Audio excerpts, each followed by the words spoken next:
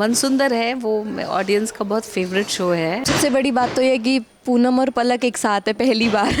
हम एक ही मोटिव है हमारा कि पिंकू किसी तरह लीज़ा के कब्जे से बाहर आ जाए। हमारा ऑफ स्क्रीन बॉन्ड बहुत बढ़िया है। ऐसे झगड़े होते हैं घरों में अभी, क्योंकि मकसद हम लोग का एक ही है। ये तो हमारे लिए भी अपकमिंग ट्विस्ट है कि हम कैसे बचाएंगे। So, ma'am, both of you, first of all, welcome to Basuka. Hello. Hello hi. हम हाल फिलहाल सीन के बारे में जानना चाहेंगे।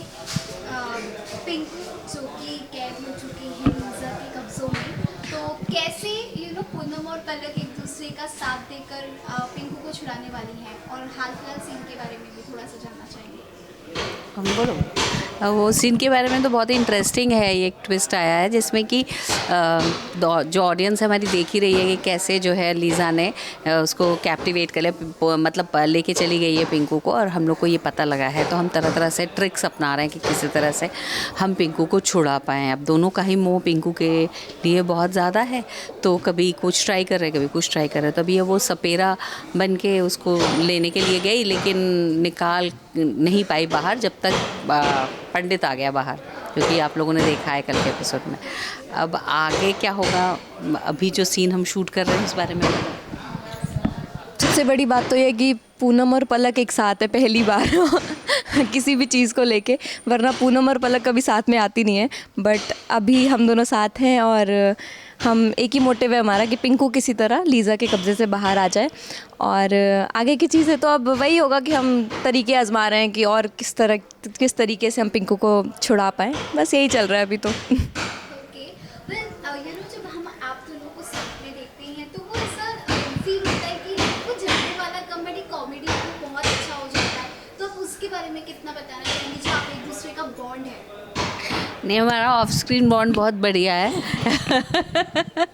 और हमारा ऑन स्क्रीन में जो मतलब लड़ाई होती है पूनम पलक की, वो बहुत इंटरेस्टिंग सी होती है, और मेरे ख्याल से बहुत सारे ऑडियंस इससे रिलेट भी करती है कि ऐसे झगड़े होते हैं घरों में, मतलब ना, क्योंकि वो वही वाली बात है कि दोनों को ही एक से प्यार है, और कि कोई भी नहीं चाहता है कि वो ज़्यादा दूसरे को पावर मिले। पावर गेम है तो चल रहा है दोनों के बीच में, तो एक इंटरेस्टिंग सा पावर गेम है। और अभी क्योंकि मकसद हम लोग का एक ही है, मकसद है कि पिंकू को छुड़ाना, तो इसलिए हम लोग दोनों टीम अप हुए हैं। जब हम लोग टीम अप हुए हैं तो एक एक करके हम लोग 101 हो गए, मतलब हम लोग इतने भारी पड़ रहे हैं, लेकिन फिर भी हल्के ही हैं। तो भी नरेश जी का ज्ञान कहाँ तक काम आता है और कैसे हम लोग पिंकू को छुड़ाते हैं, आगे वाले एपिसोड्स जो हैं वो बहुत ही दिलचस्प होने वाले हैं, ऐसा लगता है। ओके, सो मैम, जो आपने ये खूनी का अटायर किया है वो कितना एंजॉय कर रही है? बहुत क्यूट लग रही है मैम। बहुत इंजॉय कर रही हूँ, और मेरे तो दाढ़ी भी लगी थी, मूंछ भी लगी थी, लेकिन इन लोगों ने अभी ये बताया है कि ये दाढ़ी मूंछ नहीं है अभी, मतलब क्योंकि मतलब आगे हटा दिया है पूनम ने अपेरेंटली।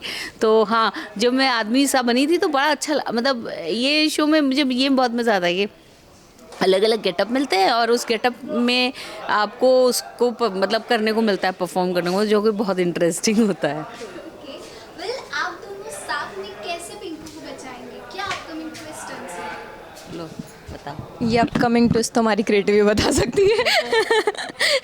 ये तो हमारे लिए भी अपकमिंग ट्विस्ट है कि हम कैसे बचाएंगे।